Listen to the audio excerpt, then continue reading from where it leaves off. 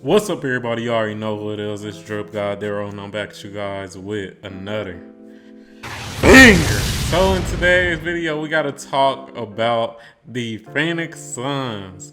Now, unfortunately for Phoenix Suns fans, they actually got swept yesterday, man.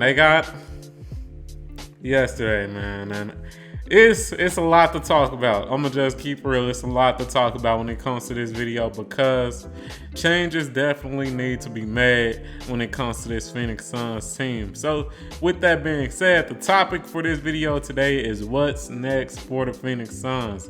They pretty much got beat in embarrassing fashion. And I just want to get my thoughts on what changes the Phoenix Suns can make to be more competitive. Now, before we do switch over, I do want to shout out all the people who enjoy the videos. I appreciate you guys. Y'all already know what to do. Share the videos, subscribe to the channel for more quality NBA content. And without further ado, let's switch over and let's get right into it. All right, so as you guys can see, I do have the NBA playoff bracket up right here. And like I was saying, unfortunately, the Phoenix Suns, they got swept by the Minnesota Timberwolves. Now, this was a pretty easy series for the Timberwolves, and as you guys can see, like I was saying, the playoff bracket is up, and more than likely the Timberwolves will be facing the Nuggets because, as you guys can see, Denver leads that series 3-1. So more than likely it'll be the Timberwolves versus the Nuggets, and in my opinion, this would be the Western Conference Finals. Whoever wins this between these two teams, more than likely they will be the champions of the West, in my opinion. But hey, man, with all that being said, let's talk about the Phoenix Suns, man. So let's switch over. Let's take a look at some of the stats for the players during the playoffs, and then I'll give my thoughts on what this team can do moving forward. So right here we have the stats for the players during the playoffs, and let me zoom in a little bit. Yeah, I'll zoom out.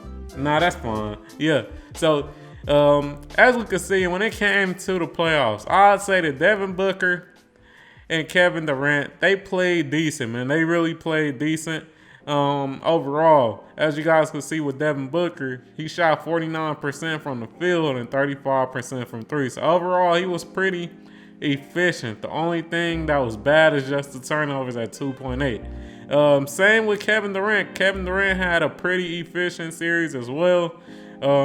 He shot 55% from the field, and he also shot 41% from three. So he overall had a pretty efficient series as well, man.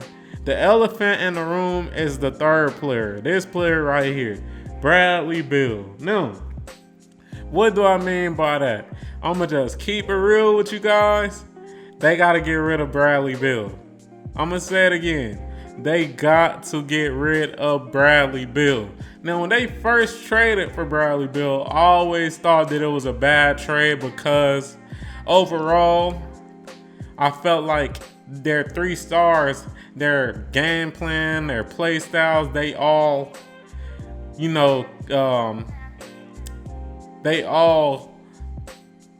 were conflicting. The reason I say that is just because all of these three players, they all have pretty similar playing styles to score. I wouldn't say that none of them are great passers. Overall, I say out of all three of them, Devin Booker is the best passer, but still, all of their play styles are very conflicting. They all want to do the same thing. And due to that, I always felt like them getting Bradley Beal was just not a good move. And let's keep in mind, with them trading for Bradley Beal, they also lost a lot of their depth, which hurt the team as well. So with that being said, they will have to do what the Lakers did. Let's rewind back in time. As you guys know, the Lakers, they used to have Russell Westbrook on their team. Initially, when they traded for Russell Westbrook, I thought that was a horrible trade, but they got rid of some of, the best depth that they had in Kyle Kuzma. I believe they also got rid of Alex Caruso, players like that, And in getting rid of them, they ended up getting Russell Westbrook, and that was one of their worst seasons with having LeBron. Let's just keep it real. That was one of their worst seasons. And during that time, a lot of people thought that it'll be super hard to get rid of Russell Westbrook. But they ended up rebounding from that somehow, some way, and ended up getting, D'Angelo Russell, Jared Vanderbilt, players that have been helping the Lakers since they got rid of Russ. And I think that the Phoenix Suns, they're going to have a similar season or a similar offseason. They will have to get rid of Bradley Beal. All right, so right here, I have the Phoenix Suns salary. And as you guys can see, when it comes to the Phoenix Suns salary, they are stuck with Bradley Beal for the next 3 seasons. And like I was saying, you got to find a way to offload Bradley Beal to try to get some depth. Because, man, let's just be real. They rotations are very weak. If they don't have those 5 starters, it's really a struggle. You got players like Josh Okogie and Eric Gordon, Nasir Little trying to do things that they aren't necessarily capable of doing. So that's why I say you got to try to get rid of Bradley Beal. Bradley Beal was getting cooked on defense, and offensively he wasn't great as well. Now I know he was injured during this season, but regardless, I gotta get more out of Bradley Beal. So what I'm trying to do if I'm the Phoenix Suns is I'm putting Bradley Beal on the trading block. The only thing with that is that, as we know, he had that no trade clause in his contract. So that's going to make things even harder for the Phoenix Suns to actually trade him. As you know, with the no trade clause, he has to be willing to be traded to that team, or he can actually veto the trade. So with that being said, you got to find the team that Bradley Beal wants to be traded to for him to actually let the trade go through.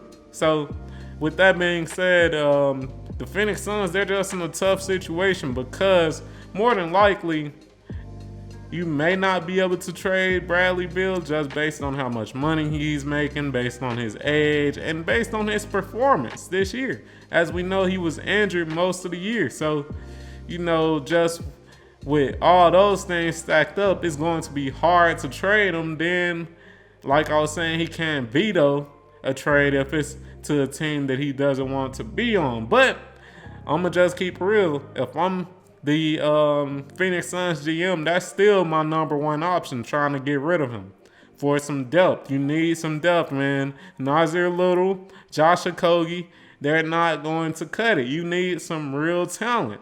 Also, Kevin Durant, Devin Booker, Bradley Beal, that's too many different players who have the same skill set. Get rid of the worst one, a.k.a. Bradley Beal. You got to do it, man. You got to do it. I know this might hurt a lot of Phoenix Suns fans' heart, but you got to do it. Another thing that I would say really played a part in, just the Phoenix Suns losing is just because they didn't have enough size, and that, I think that was a key part. During my breakdown with the Phoenix Suns versus the Minnesota Timberwolves, I said that the key player would be Cat. It'll be Karl Anthony Towns just because of his size and diversity.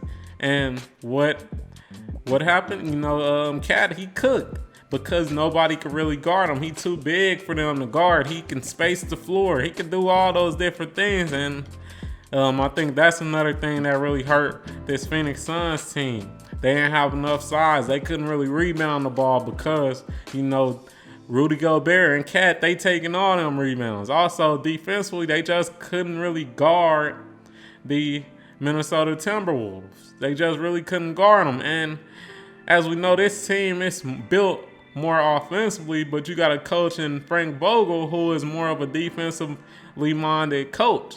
I would say at this point, if you're going to go full offense, you might as well get Mike D'Antoni for this Phoenix Suns team. Y'all built offensively, why not? So that's what I think.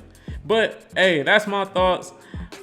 I'll recap it once again. First and foremost, I would say that you got to try to get rid of Bradley Beal for some depth. Once again, try to get rid of Bradley Beal for some depth. That's my number one option. Number two, you may have to, just switch coaches, man. Frank Vogel, he is a defensively minded coach. And this team is built more so offensively. So if you can't get rid of Bradley Beal, I'll go for Mike D'Antoni, try to get a more offensively minded coach. Number three, I would say just try to run it back and hope for the best when it comes to free agency, because most of their stars, they are in long-term contracts, so they're here to stay. And due to that, I'd say just try to run it back, try to get some better role players, try to get a little more size, especially when it comes to the power forward and center position, because they don't really have too many good players in those positions, and run it back. But with all that being said, if you enjoyed this video, you already know what to do. Like the video, comment on the video, subscribe to the motherfucking channel, turn on notifications and all that good stuff, and I'm out. Peace.